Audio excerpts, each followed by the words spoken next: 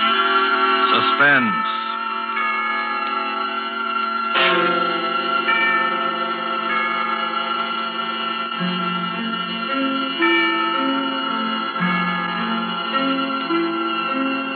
This is the Man in Black, here again to introduce Columbia's program, Suspense.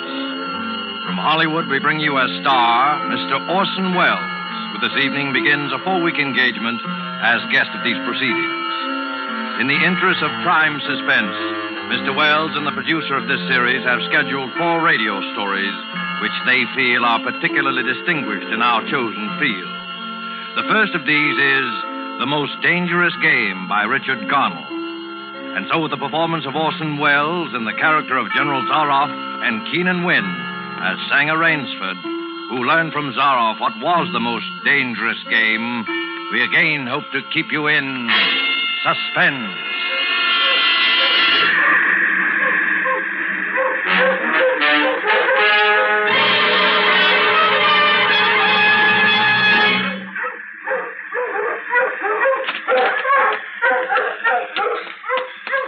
Much time.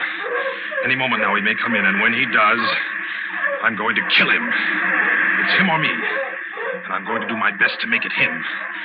Or maybe it sounds crazy to you. I guess it does. It would have sounded crazy to me a few days ago when I was with Whitney on the yacht. I was on a pleasure trip. A pleasure trip! How could I or anyone realize then the horror and torment I was to go through? How was I to know of Ivan? And the death swamp, and the hounds. How was I to know of Zaroff? Think of it. It was only 4 nights ago that the ship went down.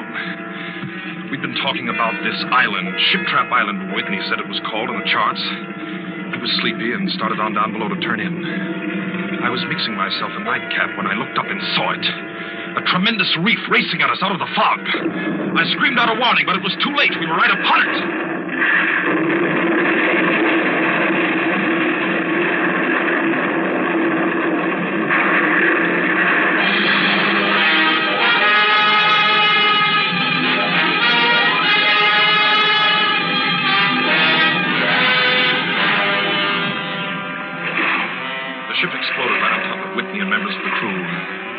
I alone was standing safe out on the prow, but the force of the explosion hurled me into the blood-warm waters. Terrified at the suddenness and surprise, my stomach weak and sick at the thought of the others. The sea was eddying furiously around the sinking remnants of the ship, and a certain cool-headedness came to me and made me swim desperately away, or I might not have lived to go through the horror which was soon to come. I struck out to the right in the direction of the island about which Whitney had been telling me. I had no recollection of how long I swam, but all at once I heard the muttering and growling of the sea breaking on the rocky shore. With my remaining strength, I dragged myself from the swirling waters. All in, gasping, my hands raw, I at last reached a flat place at the top. I flung myself down at the jungle edge and tumbled headlong into the deepest sleep of my life. When I awoke, I was in a strange place, having no idea how I had done it.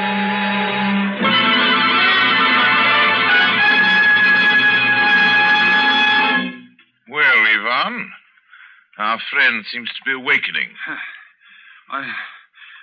Where is this? Where am I?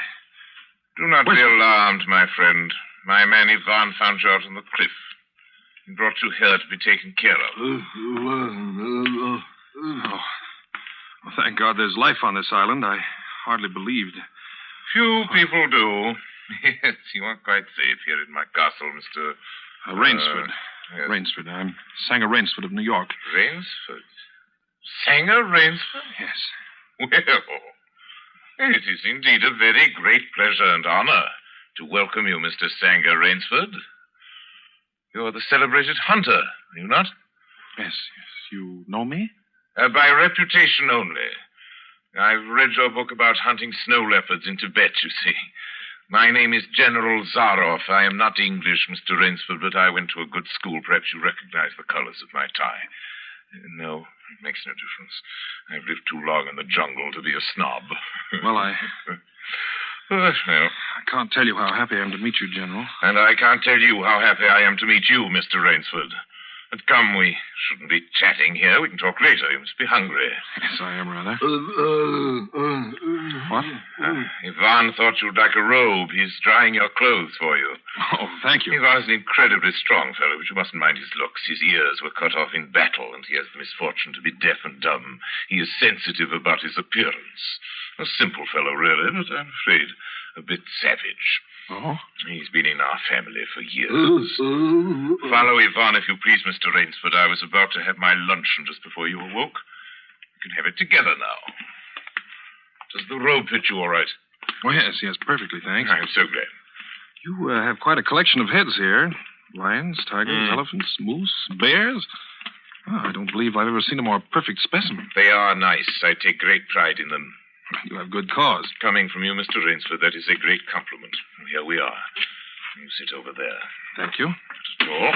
Right, Ivan? We do our best to preserve the amenities of civilization here. Please forgive my any lapses. Oh, of course. Yes. Well off the beaten track, you know. Shoo-shoo. Shoo-shoo. Shoo-shoo. This is my little pet, Mr. Rainsford. As a hunting falcon, Shoo-shoo is of no further usefulness in the field. But I'm fond of its company. Am I not, little sweetheart? Patience, my darling. I know you're hungry, my dear. We hunt tonight. Your heads are really remarkable, General. That Cape buffalo is the largest I've ever seen. Yes, that fellow. He's a monster. Did he charge you? Hurled me against a tree, fractured my skull, left me this scar. And I got the brute. I've always thought the Cape buffalo is the most dangerous of all game. No, you're wrong. Wrong, sir. The Cape buffalo is not the most dangerous game. Yvonne, the wine. How does he understand you? He reads my lips. Think you like this champagne, Mr. Rainsford? Yvonne chills it expertly. No, the Cape buffalo is not the most dangerous game. Here in my preserve on this island, I hunt more dangerous game. Oh, is there big game on this island? The biggest. Really? Oh, it isn't here naturally, of course. I have to stock the island. What have you imported, General? Jaguars? Jaguars. I hope you like filet mignon, Mr. Rainsford. I do very much, thank you. Is it jaguars, General? No. Hunting jaguars ceased to interest me some years ago. I exhausted their possibilities, you see. No thrill left in jaguars, you understand? No real danger. I live for danger, Mr. Rainsford. We will have some capital hunting, you and I shall be most glad to have your company. Yes, but I'll what tell game? you'll be amused, I know. I think you may say in all modesty that I've done a rare thing. Yes, I've invented a new sensation. May I pour you another glass of champagne, Mr. Rainsford? Thank you, General. God makes some men poets. Some he makes kings, some beggars. Me he made a hunter. My hand was made for the trigger. My father once said that. Made for the trigger. My whole life has been one prolonged hunt. I've hunted every kind of game in every land. It'd be impossible for me to tell you how many animals I've killed. Grizzlies in your Rockies, crocodiles in the Ganges, rhinoceroses in East Africa. In Africa, by the way, that Cape buffalo hit me and laid me up for 6 months. As soon as I recovered, I started for the Amazon to hunt jaguars, for I'd heard they were unusually cunning. They weren't. They were no match at all for a hunter with his wits about him, the high-powered rifle. I was bitterly disappointed. I was lying in my tent with a splitting headache one night, and a terrible thought pushed its way into my head. Hunting was beginning to bore me.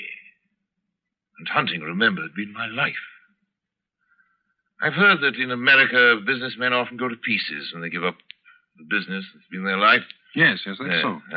I had no wish to go to pieces. I must do something. Now, mine is an analytical mind, Mr. Rainsford. Doubtless, that is why I enjoy the problems of the chase. Oh, no doubt, General. So I asked myself why the hunt no longer fascinated me. You are much younger than I am, Mr. Rainsford, and have not hunted as much, but you perhaps can guess the answer. Well, what is it? Simply this.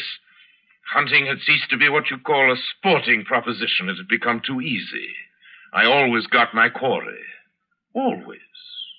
There's no greater bore than perfection. Cigarette? No, thank you. No animal had a chance with me anymore. Not a chance.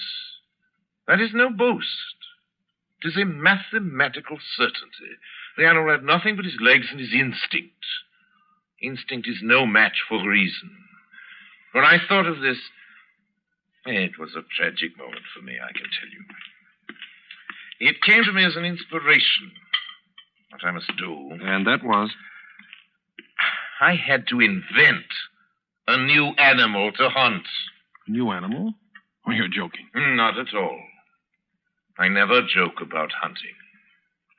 I needed a new animal. I found one. So I bought this island, built this castle, and here I do my hunting.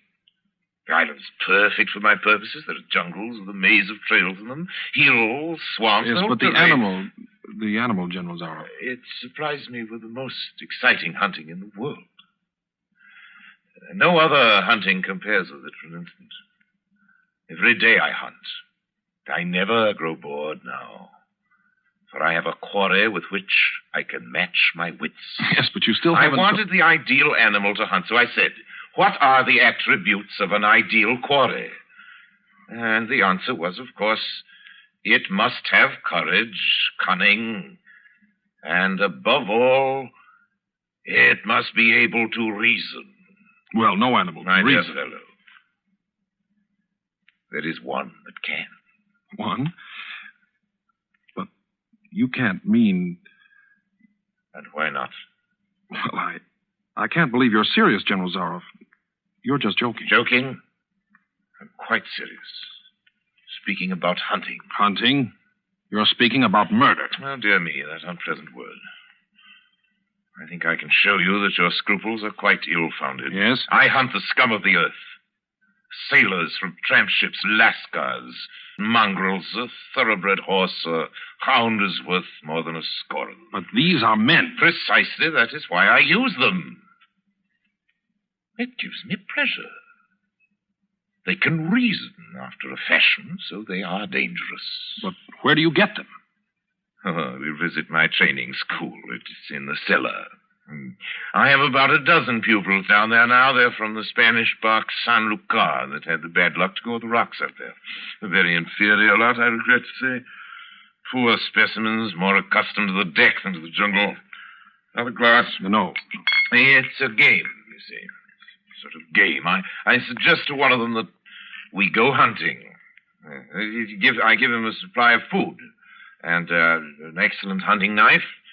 I give him 3 hours start. I'm to follow, armed only with a pistol of the smallest caliber and range. If my quarry eludes me for 3 whole days, he wins the game. If I find him, he loses. Suppose he refuses to be hunted. I give him his choice, of course. He need not play that game if he does not wish to. If he does not wish to hunt, I turn him over to Ivan. Ivan once had the honor of serving as official knouter to my old king, and he has his own ideas of sport. Invariably, Mr. Rainsford, invariably they choose the hunt. And if they win? To date, I have not lost. I do not wish you to think me a braggart, Mr. Rainsford. Many of them afford only the most elementary sort of problem, I assure you. Occasionally I strike a Tartar. Sue remembers the Tartar, don't you, darling? Yes, he almost did win. I eventually had to use the hounds. See? Wait a moment. I'll open the window. Hello, boys!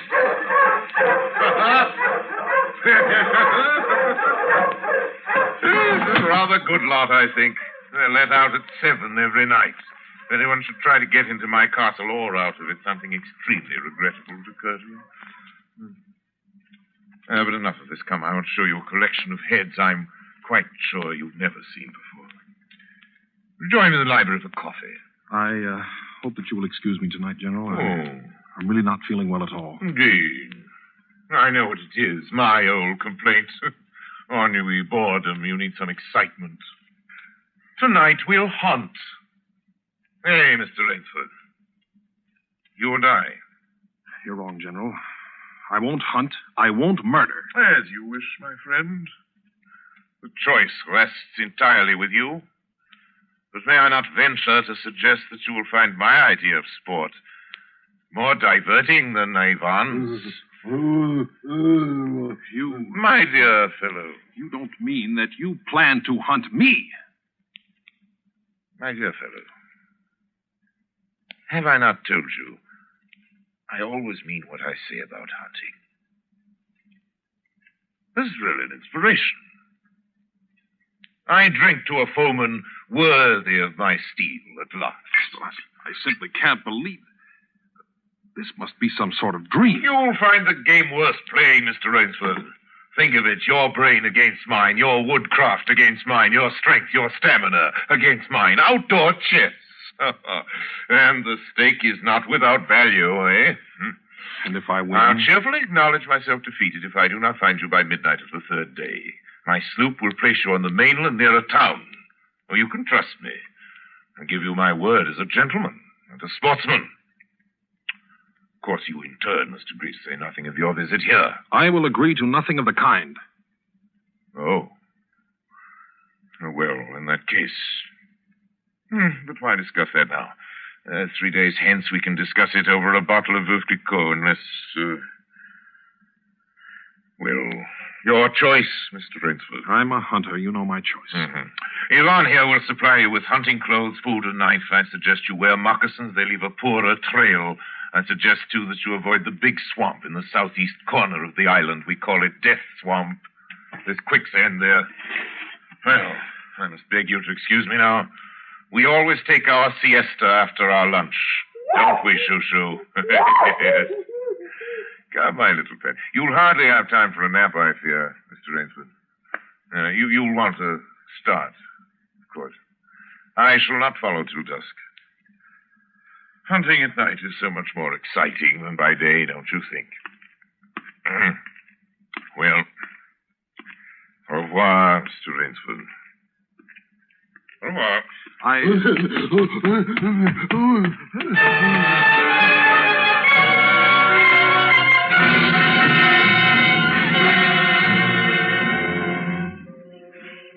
I'd fought my way through the bush for 2 hours, repeating to myself over and over again, I must keep my nerve. I must keep my nerve. My whole idea at first was to put distance between myself and General Zaroff. And to this end, I had plunged along through the thicket, spurred on by the sharp growls of something very much like panic.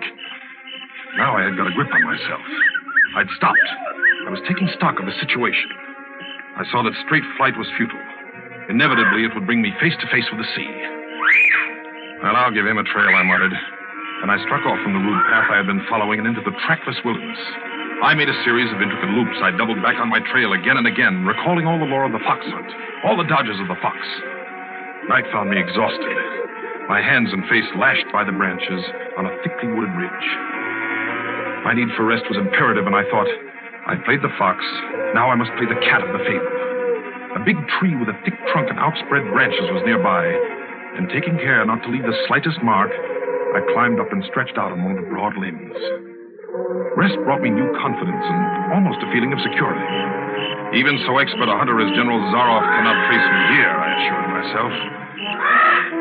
An apprehensive night crawled slowly by, my mind keenly alert for any sound, any warning. Towards the dawn, an instinct I never knew existed, like an animal must possess, impelled me to look far off in the distance in a westerly direction. Sure enough, following the trail with the sureness of a bloodhound came General Zaroff. Nothing escaped those searching black eyes. No crushed blade of grass, no bent twig, no mark, no matter how fine in the moss. My heart pounding furiously, I slid down quickly from the tree and struck off again into the woods. I knew I had to do something desperate. I knew that I had little time in which to do it. 300 yards from my hiding place, I stopped where a huge dead tree leaned precariously on a smaller living one. Throwing off my sack of food, I took my knife from its sheath and began to work with all my energy. The job was finished at last, and I threw myself down behind a fallen log 300 feet away. I did not have to wait long.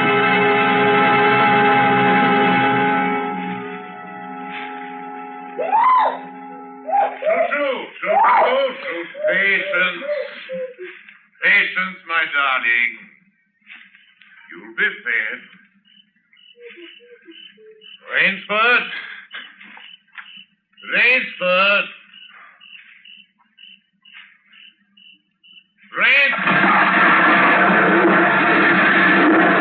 Got him.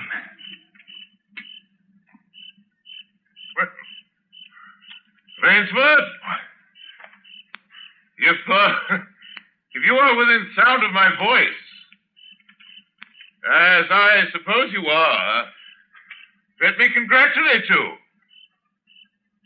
Not many men know how to make a maline man-catcher. Luckily for me, I too have hunted in Malacca. You are proving interesting, Mr. Rainsford. Very interesting. The tree brushed my shoulders. I jumped back. I'm going to have the wound rest. It's only slight. I shall be back, Mr. Rainsford. I shall be back.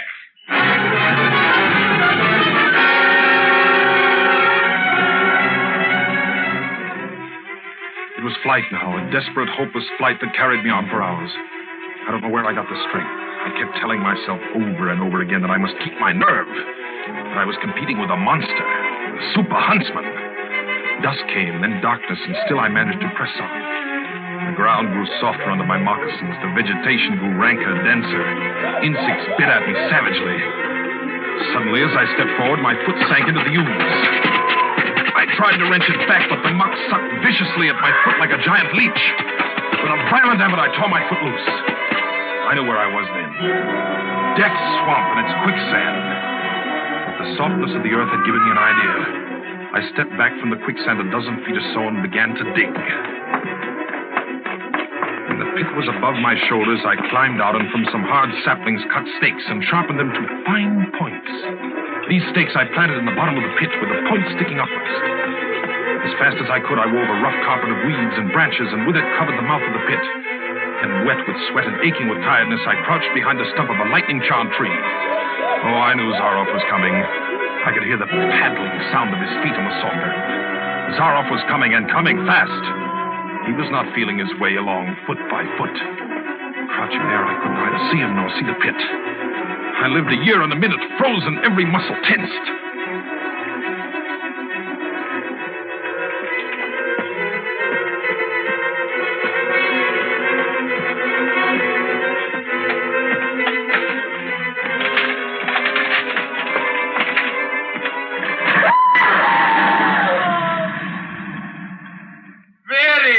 Rainsford. Very good. You've done well. Your Burmese tiger pit has claimed one of my finest towns. Again you score. I think, Mr. Rainsford, I'll see what you can do against my whole pack. I'm going back to get them now. Thank you for a most amusing evening.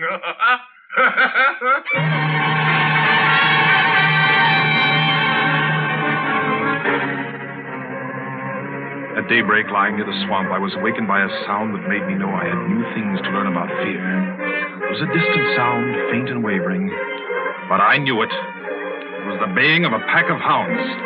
I could do one of two things. I could stay where I was and wait. That was suicide. I could flee. That was postponing the inevitable. I had put my very last hope into that tiger pit. For a moment, I stood there thinking. All at once, an idea that held a wild chance came to me, and tightening my belt, I headed away from the swamp. The baying of the hounds drew nearer. They would be on me any minute now. My mind worked frantically. I thought of a native trick I had learned in Uganda. I caught hold of a springy young sapling, and to it fastened my hunting knife with the blade pointing down the trail. With a bit of wild grapevine, I tied back the sapling. Then I ran for my life. They raised their terrifying voices as they heard them and felt the fresh scent. I knew then how an animal at bay feels. At last I had to stop to get my breath. The baying of the hounds stopped just as suddenly. And with it my heart stopped too. They must have reached the knife. Excitedly, I shinnied up a tree and looked back. My pursuers had stopped all right, but the hope that had been in my brain when I climbed died. For in the shallow valley, I saw that General Zaroff was still on his feet, but Ivan was not. Apparently, he had come along to hold the hounds. The knife, driven by the recoil of the springing tree, had splintered through his chest. I'd hardly tumbled to the ground when the pack took up the cry again. Nerve, nerve, nerve, nerve, I panted as I dashed along. A blue gap showed between the trees dead ahead. The hounds were almost on top of me. I forced myself on towards that gap. I reached it. It was the shore of the sea. Across the cove, I could see the gloomy gray stone of the castle. 20 feet below me, the sea rumbled and hissed. I hesitated. I heard the hounds. Then I leaped far out into the sea.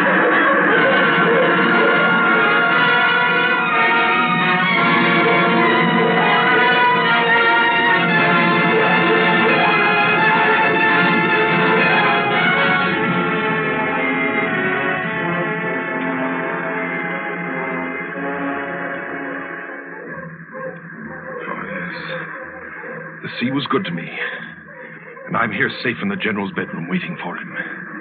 3 days are up, and I've eluded him. But now I must go further. In a moment, we will meet, he and I, and he will be unarmed.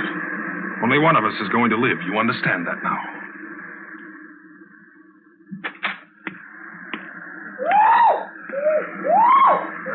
Quiet, Shushu. Shushu! You must be patient, dear. You must forgive me. You're hungry, I know.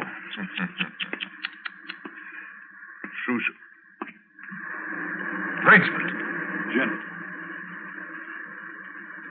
Rainsford. How on earth did you get it? Swam. I found it easier and quicker than walking through the jungle. I congratulate you. Extraordinary. You've won the game. Oh, no, General. I'm still a beast at bay here. Get ready, General Zaroff. Swords? Yes, 2 of them. I see. Oh, very good. Very good, Rainsford. One of us, then, is to furnish a repast for the hounds. The other will sleep in this very excellent bed. Excellent. On guard, Rainsford.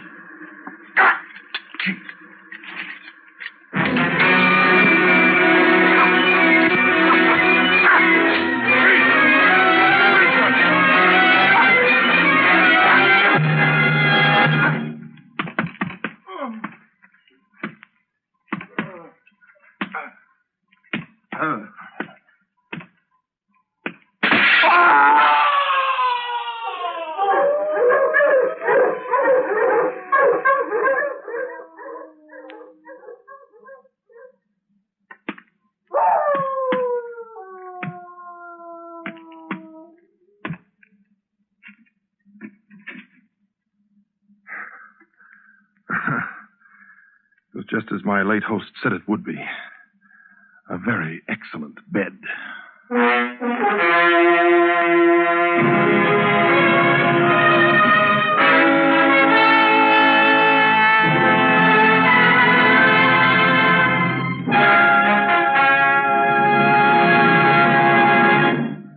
And so closes The Most Dangerous Game by Richard Connell, starring Orson Welles, tonight's tale of Suspense. Mr. Wells was General Zaroff, and Keenan Wynn, Rainsford. This is your narrator, the man in black, who conveys to you Columbia's invitation to spend this half hour in suspense next week, same time, when Orson Welles will again be our star in Sir Arthur Conan Doyle's story, The Lost Special. The producer of Suspense is William Spear, who tonight also directed the broadcast, and who, with Bernard Herrmann, the conductor, Lucian Marawick, who composed the original score, and Private Jack Anson Fink, the radio author, collaborated on tonight's Suspense.